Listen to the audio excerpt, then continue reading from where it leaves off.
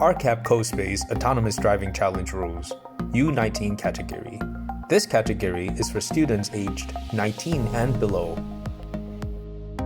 Welcome to the RoboCup Asia-Pacific RCAP CoSpace Challenge. Automation of routine tasks is currently a concept that interests many industries. Among the most revolutionary parts of it are autonomous vehicles. These are visions of the future of city infrastructure. The main ideas they all share are self-driving cars and shared mobility. Those are set to revolutionize the ways we navigate through cities.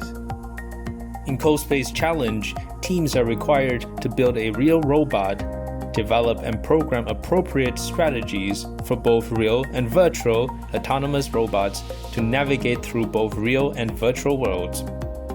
In the CoSpace Autonomous Driving Challenge, students are required to plan an optimum path, code both real and virtual robots to navigate in a smart city. The autonomous car needs to pass multiple waypoints before reaching its final destination.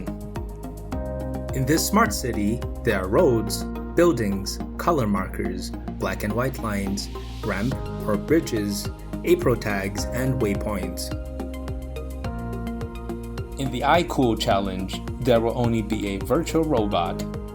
The robot has an IR sensor array, an ultrasonic sensor, a RGB color sensor, and a gyroscope.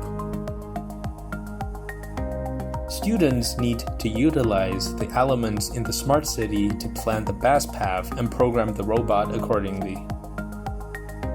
Let's take a look at the game process. The duration of the game is 8 minutes. That means the robot has to complete the whole journey within 8 minutes. At the beginning of the game, the virtual robot is placed at the start station. When it travels towards the finish line or end station, the robot must pass all waypoints in any sequence. It must stop at each waypoint for 2 seconds with LED flashing, and then move away from the station autonomously.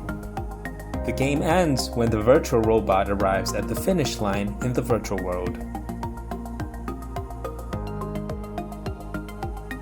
If the virtual robot passes all waypoints and reaches the finish line, the team rank is determined by the race time at the finish line in the virtual world.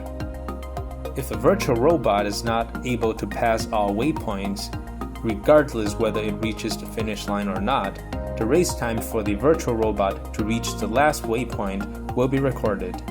The team rank will be determined based on the number of waypoints passed, followed by the race time.